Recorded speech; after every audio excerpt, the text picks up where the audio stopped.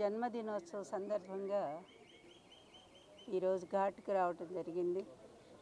ఆ మహనీయుడు ఎన్ని సంవత్సరాలైనా ఆయన చరిత్ర అజరామరంగానే ఉంటుంది.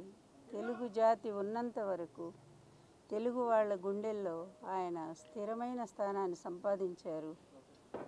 ఒక నటుడుగాను, అదేవిధంగా గొప్ప రాజకీయవేత్తగాను భారతదేశంలో కాంగ్రెస్కి యాంటీ పార్టీలన్నింటినీ కూడా ఆయన కలిపి ఒక తాటి మీదకి తీసుకొచ్చి నేషనల్ ఫ్రంట్ స్థాపించి మొత్తం భారతదేశంలోని తెలుగు జాతి గౌరవాన్ని నిలబెట్టిన ఏకైక వ్యక్తి ఒక నందమూరి తారక రామారావు గారు.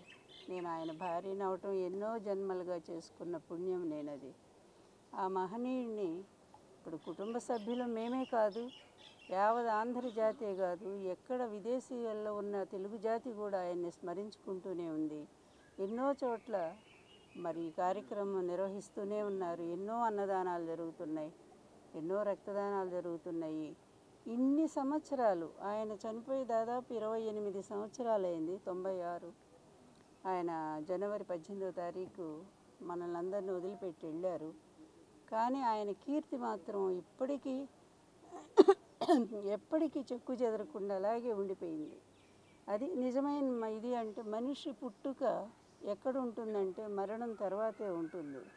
మరణించిన బ్రతికుండే వాళ్ళు ఎవరో భగవద్గీత చెప్పినట్టు కూడా అటువంటి మహామనిషి జాతస్య ధ్రువోహి మృత్యు అన్నట్టు మరణం అనేది ప్రతి ఒక్కళ్ళకి అది సహజమైనటువంటిది.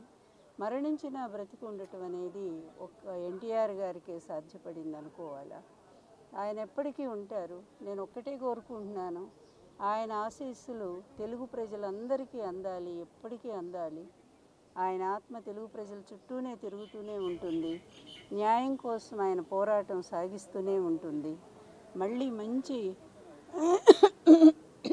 ఈ ఎలక్షన్ల తర్వాత మంచి పరిపాలన కోసం ఆయన తప్పకుండా ఆయన ఆత్మ ఆశీస్సులు అందిస్తూనే ఉంటుంది. ఆంధ్రప్రదేశ్లో మంచి సుపరిపాలన మళ్ళీ కంటిన్యూ కాబోతూ ఉంది. అదేవిధంగా ఇక్కడ తెలంగాణ రాష్ట్రంలో కూడా మంచి పరిపాలన వాళ్ళు అందించాలని మేము కోరుకుంటూ ఉన్నాము. ఎందుకంటే ఎక్కడున్నా తెలుగు జాతి, తెలుగు ప్రజలు సుఖంగా ఉండాలి.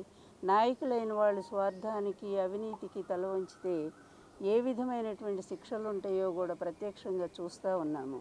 అందువల్ల ప్రజల కోసం జీవించేవాళ్ళు నాయకులు అనేది ఎన్టీఆర్ గారు ఒక్కరే చాటి చెప్పారు. అందువల్ల ఆయన స్ఫూర్తితో ఆంధ్రప్రదేశ్లో పరిపాలన అలాగే సాగుతూ ఉంది. అదే కంటిన్యూ అవుతుంది కూడా.